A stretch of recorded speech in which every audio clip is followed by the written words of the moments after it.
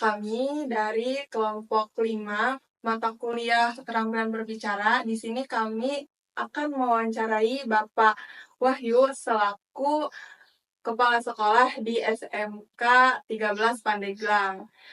Bapak, sebelumnya terima kasih sudah meluangkan waktu untuk kami. Di sini kami akan mewawancari Bapak seputar pendidikan. Temanya pendidikan ya Pak. Jadi langsung saja ya Pak untuk pertanyaannya. Jadi kami boleh tahu gak sih Pak, gimana sih awalnya Bapak bisa jadi kepala sekolah dan apa sih motivasi Bapak? Terima kasih, selamat datang dari siswa semua ya, semangat selalu. Ya, yang pertama tadi awalnya adalah Bapak daripada guru honor dulu ya. Setelah guru honor adalah tes PNS di 2010 2011 setelah itu dan alhamdulillah diterima. Setelah itu diterima di SMP kan 17 Kota Serang. Selanjutnya di 2014 Bapak pindah ke SMK dan Bapak mengajar mata pelajaran fisika. Tapi kalau di SMK itu sekarang namanya IPAS digabung seperti itu. Nah, 2021 itu ada tes calon kepala sekolah Bapak ikut karena syaratnya minimal 10 tahun mengabdi sebagai pegawai di. Nah, alhamdulillah 2021 tes, terus pengumuman dan diterima sampai penempatan ya kemarin di Agustus 2024 kebetulan ditempatkannya di SMKN Negeri 13 Taneglang seperti itu. Motivasinya ya tadi bahwa guru itu adalah profesi yang mulia karena kita bisa membantu mencerdaskan kehidupan bangsa seperti itu. Dan guru itu adalah salah satu amal yang semuanya dapat. Yang pertama kita mengajarkan dan terima, dan yang terima juga nanti akan dipakai yang jadi pengajar, yang jadi di industri dan jadi pengusaha. Itu awal semua dari guru. Itu motivasi Bapak seperti itu ya. Oke, menurut Bapak ada nggak sih tantangan yang berat selama proses menjadi kepala sekolah?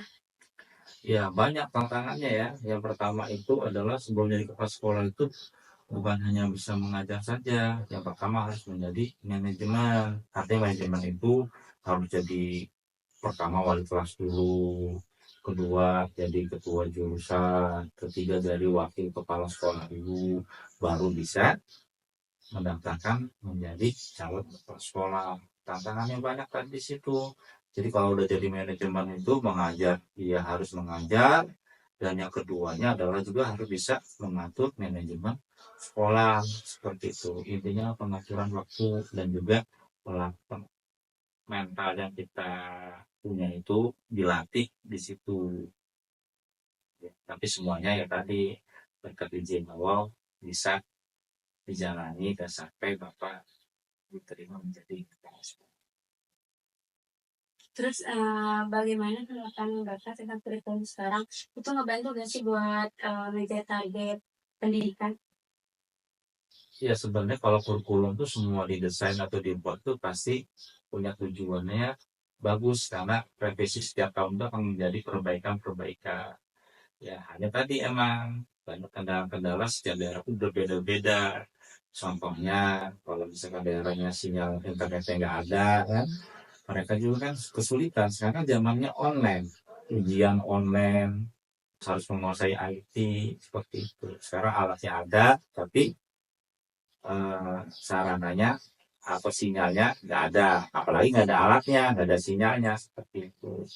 Terus yang keduanya adalah tadi istilahnya sekarang itu kan kalau zamannya adalah zaman Gen Z ya, artinya semuanya itu terlihat daripada ada yang di situ semua. Plus minusnya pasti ada. Plusnya itu perkembangan zaman, pasti mengikuti teknologi seperti itu. Itu yang salah satu faktor teknologinya ya. Tapi minusnya itu adalah tadi sekarang itu berbeda dengan yang dulu. Kalau dulu kan siswa itu tidak boleh membawa HP kan. Kalau sekarang atau bukan membawa HP, memang tidak punya HP dulu. Kalau sekarang kan ya rata-rata bawa, walaupun kadang dilarang juga pas pulangnya enggak. Nah, artinya minusnya itu adalah mempengaruhi kurangnya konsentrasi seperti itu. Yang kedua adalah tadi dampak daripada sosialnya ya, sosial untuk kependidikannya itu. Kalau misalkan kalau kita lihat ya, kurikulum yang sekarang itu kalau diamati itu sangat baik. Cuman pelaksanaannya di lapangan itu tadi banyak kendala, mulai daripada sosialnya. Contohnya tadi misalkan kan di situ ada namanya sekarang tuh penguatan ya, proyek penguatan Pancasila SLP 5 seperti itu. Nah, itu akhirnya pergelaran kesenian segala itu kan perlu biaya itu. Ya. Nah, kadang-kadang kan orang tua siswa keberatan seperti itu. Nah, itu juga ada dampak seperti itu.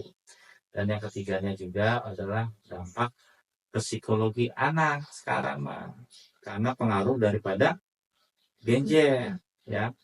Nah, pengaruhnya apa? Tadi apa-apa ngelihatnya ke ada tugas Google, apa ngitung Google, ngitung itu semua seperti itu. Nah, itu mempengaruhi sebenarnya karena sekarang dibebaskan informasi melalui gadget teknologi seperti itu.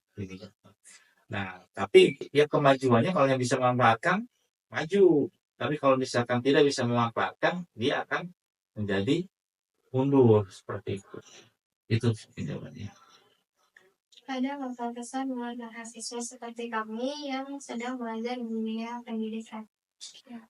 Ya, yang pertama adalah sebagai mahasiswa itu yang pertama harus sadar bahwa endingnya kita ini menjadi guru. Itu aja dulu. Ketika menjadi guru itu ada guru harus ditiru, dicontoh, iya, segala sesuatu yang kita dilihat oleh siswa iya, mulai dari sikap, cara bicara, seluruhnya adalah kita sendiri ya. Nah, itu di sini prosesnya itu daripada ada di mahasiswa itu harus benar-benar bukan hanya mengejar masalah nilai, harus juga memperbaiki lebih baik lagi masalah tadi alat, karena guru itu satu guru salah, bayangkan satu guru salah mengajarkan memberikan contoh yang tidak baik, bila mana guru itu mengajar 5 kelas 36 kali 5 berapa ya, kira-kira berapa, hampir 200-an kan, 200-an anak itu akan tersesat seperti itu. Makanya harus menjauhi bahwa seorang guru itu bukan hanya mencari nilai nanti ke depannya itu.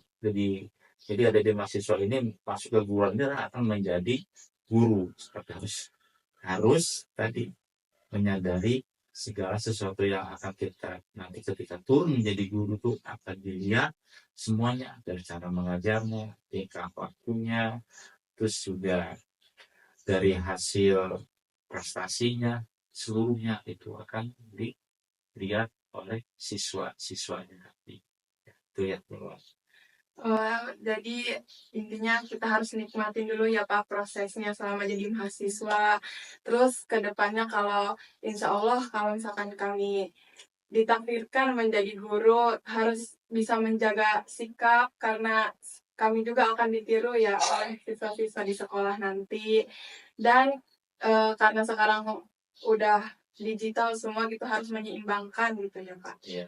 Kira-kira begitu ya Pak. Ya, karena tadi istilahnya attitude itu alat itu yang akan di tingkat waktu yang akan menentukan bagaimana nasib anak bangsa selanjutnya.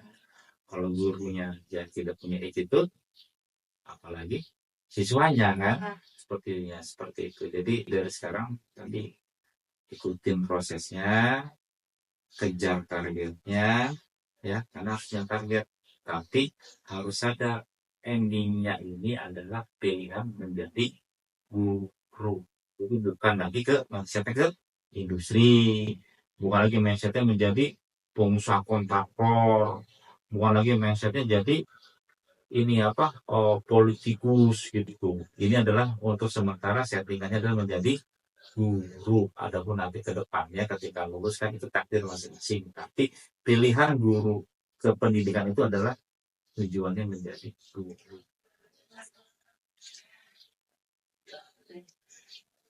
Mungkin pertanyaan dari kami sudah cukup ya Bapak.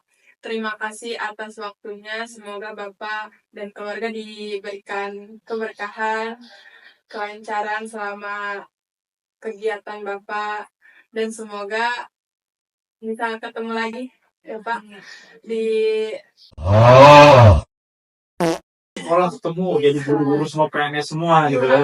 Ada jadi kepala sekolah, ada jadi pengawas, wah semuanya ketemu nanti kita ya. mungkin cukup dari kami kelompok 5. Kurang lebihnya kami mohon maaf ya Bapak. Wassalamualaikum warahmatullahi wabarakatuh. Waalaikumsalam.